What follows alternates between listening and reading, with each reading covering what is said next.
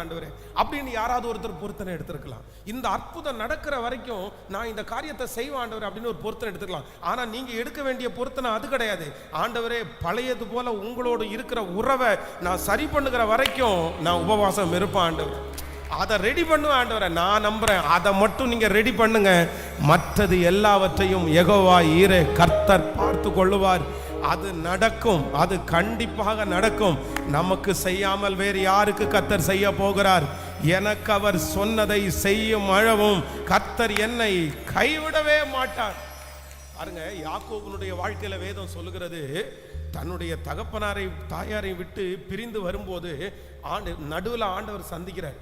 வழியில சந்திச்சு சொல்றார், நான் உன் தகப்பனாருடைய தேவன், நான் உனக்கு சொன்னதை செய்யும் அளவு உனக்கு கைவிடுவதில்லை, உன்னை இந்த இடத்துக்கு திரும்பி கொண்டு வருவேன், நீ இப்பொழுது தலைக்கு கீழே வச்சிருக்கிற இந்த கல்லு தேவனுடைய வீடாகும்னு சொல்லி நிறைய வாக்குத்தத்தத்தை ஆண்டவர் கொடுக்கிறார். ஆதியாகமம் 28ஆம் அதிகாரத்தில் நீங்க வாசி பார்த்தீங்கன்னா 15வது வருஷம், நான் உன்னோடு இருந்து நீ போகிற இடத்திலெல்லாம் உன்னை காத்து இந்த தேசத்திற்கு உன்னை திரும்பி வர பண்ணுவேன், நான் உனக்கு சொன்னதை செய்யும் அளவும் உன்னை கைவிடுவதில்லை. 16வது வசனத்தை வாசிங்கன்னா, யாக்கோபு நித்திரை தெளிந்து விழித்த போது மெய்யாகவே கர்த்தர் இந்த ஸ்தலத்திலே தன்னுடைய தாயை விட்டு பிரிஞ்சு வரும்போது ஆண்டவர் இடையில சந்திச்சு கர்த்தர் அவனுக்கு வாக்குத்தத்தம் கொடுக்கிறாரு.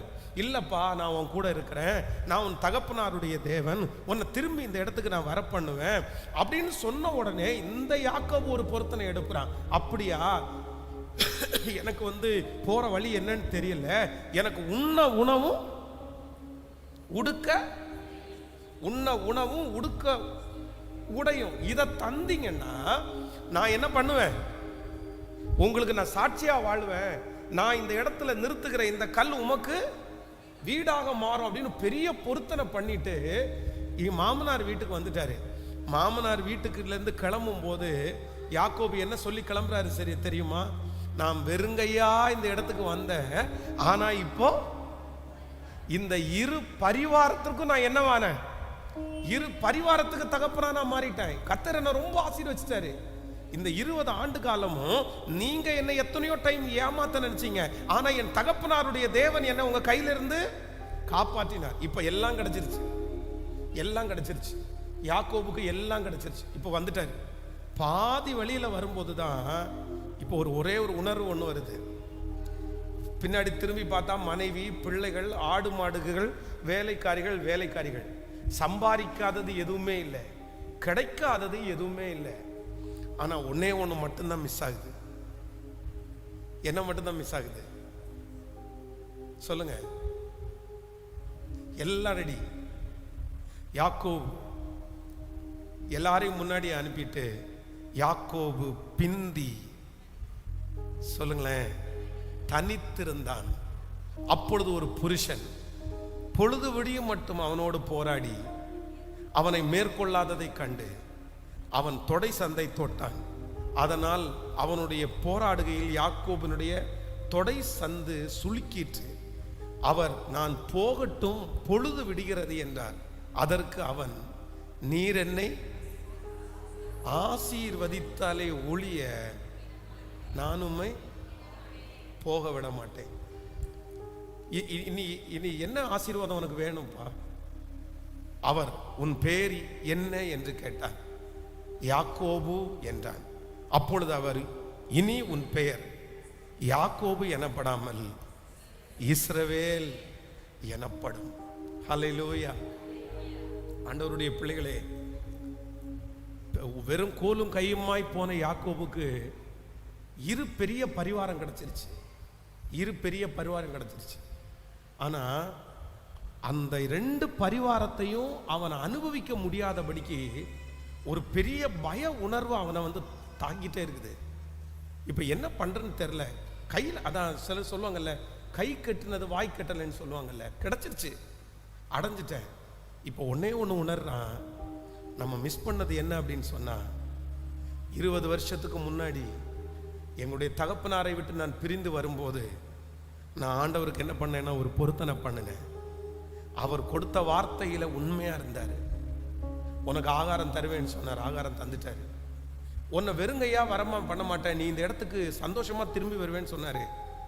அவர் எனக்கு எல்லாத்தையுமே செஞ்சுட்டாரு. ஆனா நான் மட்டும்தான் அவரை என்ன பண்ணலைன்னா, நான் தான் விட்டுட்டேன், நான் தான் அவரை மறந்துட்டேன், நான் தான் அவரை விட்டு தூரம் போனேன். அந்த உணர்வு வந்த அந்த யாக்கோபு பிந்தி தனித்திருந்து, இனி இந்த ஆற்றை நான் திரும்பி கடக்கணும்னா யாரோட தான் கடப்பேன் அப்படின்னு சொன்னா, என் தேவனாகிய கர்த்தர் ஒருவரோடே.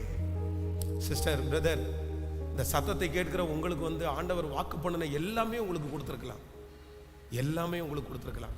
ஆனா எல்லாமே உங்களுக்கு கொடுத்திருந்தோம், ஏதோ ஒரு வாரம், ஒரு பாரம், ஒரு அழுத்தம், ஒரு கஷ்டம், ஏதோ ஒன்று தடுத்து நிறுத்தி, இத்தனை பெற்றுக்கொண்டாலும் எனக்கு அந்த சமாதானம் இல்லை, இத்தனை பெற்றுக்கொண்டாலும் அந்த உயர்வு எனக்கு இல்லை.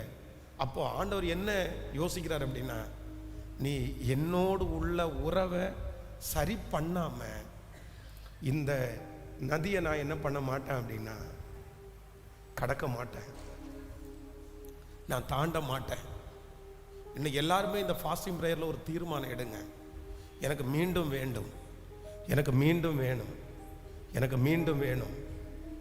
நான் சொல்கிறேன், எல்லாவற்றையும் எதிராய் வருகிற அவனுடைய சகோதரனாகிய ஏசாக எவ்வளவு கோபமாக வந்தாலும், நான் என்னுடைய அந்தரங்கத்தில் அப்படின்னா, நான் யாப்போக்கு நதிக்கு முன்னாடி ஆண்டவரோடு உள்ள உறவை நான் சரி பண்ணிட்டேன்னா, எனக்கு விரோதமாக ஏசா எவ்வளவு கோபமாக வந்தாலும் அவருடைய கோபத்தை தனியாக பண்ணுறதுக்கு என் ஆண்டவர் வல்லவராக இருக்கிறார். உங்களுக்கு பின்னாடி ஒரு பெரிய பிரச்சனையை துரத்திட்டு வரலாம், அது உங்களால் தாங்க முடியாத பிரச்சனையாக இருக்கலாம். 20 வருஷமா சம்பாதிச்ச மொத்த சம்பாத்தியத்தையும் அழிக்கிறது மாதிரி ஒரு ப்ராப்ளமாக இருக்கலாம். இந்த யாக்கோபுக்கு அப்படிதான் ஒரு ப்ராப்ளம் வருது. இத்தனை வருஷமும் கஷ்டப்பட்டு, இத்தனை வருஷமும் சேர்த்து வச்சு, இத்தனை வருஷமும் பாடுபட்டதை இப்போ ஆற்றை கடைந்து கொண்டு போய் விட்டுட்டு இதை காப்பாற்ற முடியாமல் தவிக்கிறான். காப்பாற்ற முடியாதது அவருடைய பலத்தால காப்பாற்ற முடியாது.